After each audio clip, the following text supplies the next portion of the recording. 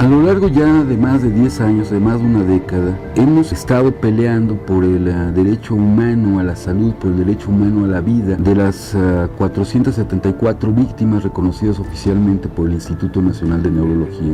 Yo llevo ya 2 despidos injustificados por la defensa de los derechos humanos de estas 474 víctimas. Ha habido otras cosas, como una tentativa de homicidio, donde ante el Ministerio Público hice responsables o como presuntos responsables al actual director del Instituto Nacional de Neurología, a Miguel Ángel Celis López, y al autor también directo de este crimen de lesa humanidad y tortura médica, a Julio Everardo Sotelo Morales. Por ese motivo traigo este tipo de dispositivo que nos da a los beneficiarios el mecanismo federal para protección de personas defensoras de derechos humanos y periodistas.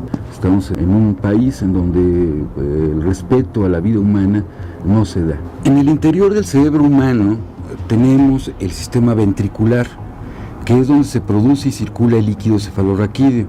Cualquier causa que obstruya esta circulación del líquido cefalorraquídeo producirá un incremento en la presión intracraneal por aumento en este sistema ventricular en sus dimensiones, requiriéndose la colocación de una válvula. Hola, mi nombre es Rodolfo Ondarza, soy neurocirujano y miembro de la ONG que preside el obispo Raúl Vera, Red Solidaria Década contra la Impunidad. Vamos a platicar el día de hoy sobre algo que nos tiene ocupados desde hace más de una década, y se trata de un crimen de lesa humanidad, de un procedimiento quirúrgico experimental ilegal, reconocido actualmente de manera oficial con 474 víctimas en el Instituto Nacional de Neurología y Neurocirugía, y cuyo responsable directo es el exdirector del mismo instituto, Julio Everardo Sotelo Morales. Es probable que algunas de estas personas que fueron pacientes con hidrocefalia, a las cuales se les colocó un dispositivo patentado por Julio Everardo Sotelo Morales, no solo sean mexicanos, sino inclusive extranjeros. Lo que podemos mostrar ahorita es la forma en que viene empacado este dispositivo, que como ustedes pueden ver se denomina, o lo denominó él en la oficina de patentes, como sistema de derivación ventrículo-peritoneal de flujo continuo. Esta es una válvula normal, este es un dispositivo valvular normal. Eso es lo que normalmente se coloca a los pacientes con hidrocefalia. Una parte de este sistema va hacia el abdomen. Normalmente tenemos en el abdomen el líquido y pues se reabsorbe a través del peritoneo. Y esta otra pieza va colocada también en la válvula de esta manera, y es la que se introduce en el sistema ventricular del paciente. De esta manera, una válvula se coloca en el cerebro hacia el interior del sistema ventricular. En esta caja viene el sistema diseñado por Julio Sotelo, y este es el dispositivo, la forma en que estaba empaquetado, embalado en esta caja. Y nosotros podemos, si abrimos este empaque, pues ver el sistema con el cual se realizó cirugía experimental ilegal. Este es el dispositivo, el cual con un estilete, a través de un orificio de trépano, se coloca, de acuerdo con Julio Sotelo, hacia el sistema ventricular del paciente. Se quita el estilete, ¿verdad? Y a través de un conector que podemos conseguir en muchos lugares, entonces se coloca otro tubo que va dirigido hacia el abdomen de la víctima. Este es el dispositivo que utilizó y que patentó Julio Sotelo en al menos 474 casos reconocidos en el Instituto Nacional de Neurología. Entonces, en principio, pues ustedes pueden ver que al carecer de una válvula y de un material ad hoc, estamos regresando a los años 50. Entonces no es ninguna innovación tecnológica este tubo, no es más que una manguera. Este tubo entonces va contra los principios y los cánones internacionales reconocidos, contra los protocolos de cirugía que actualmente se realizan en cualquier país del mundo. Es además un material que se llama taigón. Este material nunca había sido utilizado antes de manera permanente en el cuerpo humano, y mucho menos de manera permanente en el cerebro humano, lo cual pues llama mucho la atención porque no hay ninguna prueba. Julio Sotelo tampoco pasó por experimentación animal. Julio Sotelo mandó portar tramos de esta manguera, de este tubo, con diferentes calibres en dos tipos de pacientes.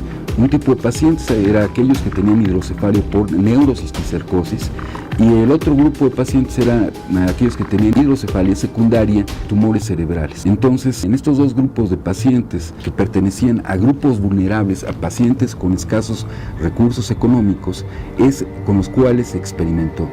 Esto se hizo en el Instituto Nacional de Neurología. Este sistema, al no tener una válvula, al carecer de una válvula, funciona por medio de gravedad.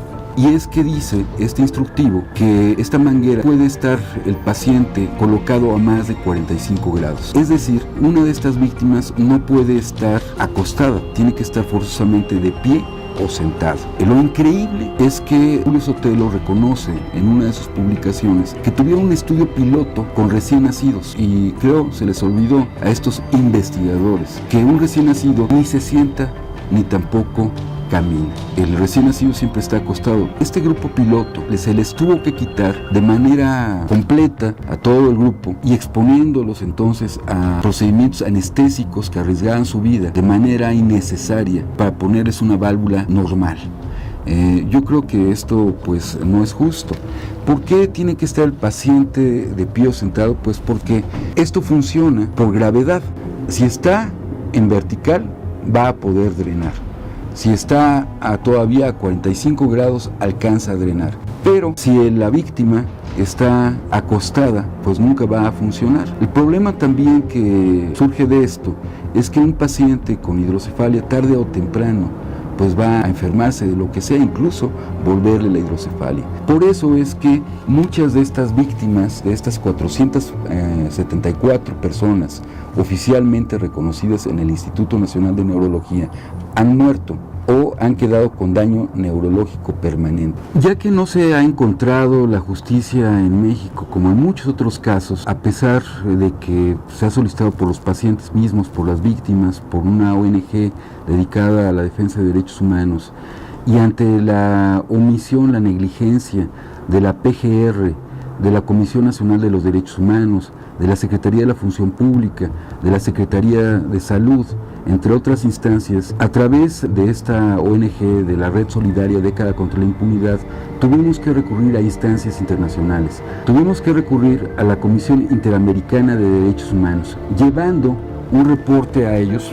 Este es el informe que se entregó inicialmente. Este informe lleva los números de expediente, los teléfonos, etcétera, de las víctimas de crimen de lesa humanidad y tortura médica realizado en el Instituto Nacional de Neurología y Neurocirugía. No se trata de acusaciones hechas por ocurrencia, sino lo que hemos comentado viene a través de probatorias que son legales. Y unas de esas probatorias pues las tenemos aquí, lo que son los informes que realiza la Auditoría Superior de la Federación. Se constata que existieron estos procedimientos quirúrgicos, las constata el informe dado por la Auditoría Superior de la Federación. Estuvimos en nuestra denuncia yendo a diferentes instancias, a las comisiones de salud, en Cámara de Diputados, en Cámara de Senadores, buscando puntos de acuerdo. Pero pues también hay otras probatorias que son contundentes porque las solicita, por un lado, la PGR por denuncias de pacientes, pero también por el órgano interno de control en el Instituto Nacional de Neurología y Neurocirugía. En estos peritajes se dice perfectamente, nunca debió haberse realizado este tipo de procedimientos quirúrgicos en un ser humano, en donde ni siquiera había el antecedente de experimentación en animales. Segundo, bueno, pues que no había una carta de consentimiento informado. El paciente nunca supo que estaba siendo sometido a experimentación como conejillo de indias. Y nuestra ley es muy clara al respecto. Jamás debe realizarse un procedimiento operatorio, mucho menos experimental, si no existe una carta de consentimiento informado. Se debe constatar en esta carta de consentimiento informado que el experimento va a ser totalmente gratuito, y a estas víctimas en el Instituto Nacional de Neurología y en posiblemente otros 7 centros neuroquirúrgicos más, en 8 centros neuroquirúrgicos en total, es posible que esto se haya realizado, y a todos los pacientes se les cobró el procedimiento experimental. Por lo tanto, esta carta también debe decir cuáles son las alternativas neuroquirúrgicas existentes. En este caso, pues la existencia de válvulas como protocolo normal de cirugía neurológica en un paciente con hidrocefalia tenía que ser descrito en esta carta para que el paciente pudiera elegir entre la colocación de una válvula y el sistema de derivación ventrículo-peritoneal de flujo continuo patentado por Julio Everardo Sotelo Morales. Pero nunca supieron los pacientes, primero, que iban a ser sujetos de experimentación ilegal. Tampoco sabían de la existencia de válvulas y cuál era la diferencia entre válvulas y el sistema experimental. Por último, esta carta de consentimiento informado debe decir que si existe una complicación, cualquiera que ésta sea, el protocolo debe pagar y hacerse responsable de cualquier complicación, de cualquier efecto secundario que pueda ocurrir en los sujetos de experimentación.